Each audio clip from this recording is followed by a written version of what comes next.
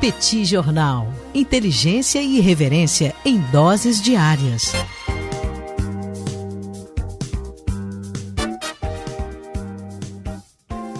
Ao longo das últimas semanas, a previsão para o PIB brasileiro em 2021 não para de cair. Já foi 3,4%, 3,3%, 3,2%, está em 3,1%. Isso para frear um pouco a expansão da pandemia dentro desse contexto de absoluta descoordenação no âmbito nacional. Com isso, o desemprego aumenta, a produção cai, as vendas são fortemente impactadas e a economia brasileira vai desacelerando acima do previsto. Um ótimo exemplo para ilustrar a crise que a economia brasileira enfrenta no atual momento é a indústria automobilística, que acaba sendo um segmento industrial bastante importante da economia brasileira. No atual momento, 13 das 23 montadoras que têm fábricas no Brasil estão total ou parcialmente paralisadas. Na prática, isso significa 29 fábricas paradas de um total de 58. Isso acontece por duas razões principais. A primeira é falta de demanda. Claro, houve uma queda muito substantiva da venda de automóveis ao longo dos últimos tempos. Com estoques elevados, as empresas não têm por que continuar aumentando a produção, às vezes até mesmo mantendo a produção. E uma segunda razão é a falta de insumos. Algumas empresas, por exemplo, têm tido dificuldade de conseguir oxigênio, que obviamente tem sido direcionado prioritariamente para o atendimento hospitalar. O oxigênio é utilizado para cortar chapas na produção de veículos e acaba tendo uma utilidade importante. A indústria automobilística também não tem conseguido componentes eletrônicos, principalmente da China. Os chips têm sido utilizados prioritariamente pelos chineses para sua produção doméstica, que está se recuperando num ritmo bastante acelerado. Além disso, outros segmentos industriais, como é o caso do setor de eletrônicos, televisores e celulares, têm tido um desempenho muito bom e tem aumentado também a sua demanda por componentes eletrônicos importados da China. O setor automobilístico me parece um ótimo exemplo porque ele é um dos poucos setores integrados no Brasil em cadeias globais de valor. Ele acaba sendo muito dependente da importação de componentes importados para que a sua estrutura produtiva funcione.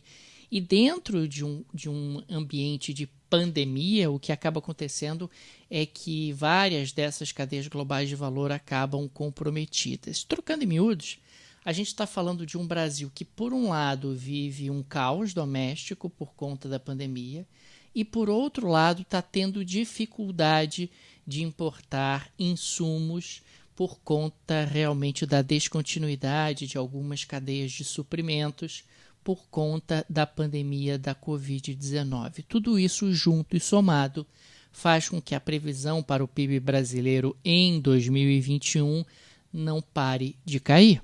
E o que esperar dos próximos meses? O que esperar da evolução da economia brasileira ao longo desse ano de 2021? Ora, depende muito, fundamentalmente, da coordenação do governo federal, tanto no que diz respeito ao enfrentamento da pandemia, quanto no que diz respeito à implementação de uma estratégia de política econômica. A pandemia ela tem que ser enfrentada de forma minimamente coordenada para que a explosão no número de casos não aconteça da maneira como vem acontecendo ao longo dos últimos dias. E a construção de um colchão de proteção, de uma rede de proteção social e uma rede de proteção para as empresas também é fundamental dentro de um contexto onde o Brasil sequer conseguiu aprovar o orçamento de 2021. Estamos aqui em 5 de abril de 2021 e o orçamento deste ano ainda não está aprovado. Sinceramente, gente, me vejo muito pessimista, porque a incapacidade do governo federal de coordenar ações no enfrentamento da pandemia e também dar um norte, dar um direcionamento no que diz respeito à política econômica me parece bastante precária. Essa capacidade de coordenação me parece bastante precária e, consequentemente, muito provavelmente, veremos aí a continuidade dessa revisão das expectativas em relação ao PIB brasileiro para 2021, cada vez mais para baixo.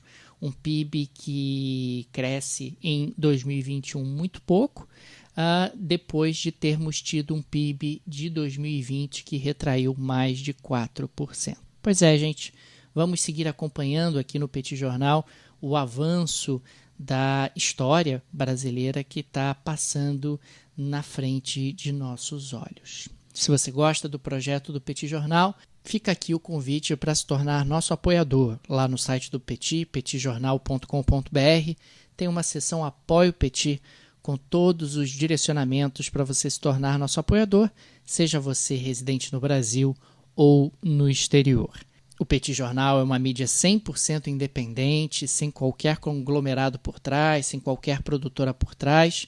É uma mídia mantida exclusivamente pela ajuda de nossos apoiadores, a quem agradecemos enormemente. Além disso, vou colocar aqui tagueado no descritivo desse áudio o site do Petit Cursos, petitcursos.com.br, onde eu e Tanguy Bagdadi aprofundamos diversos temas de economia e política internacional. Dá uma olhada no cardápio, que tenho certeza que você vai encontrar algo que vai gostar. No mais, eu sou Daniel Souza e falo para o Petit Jornal.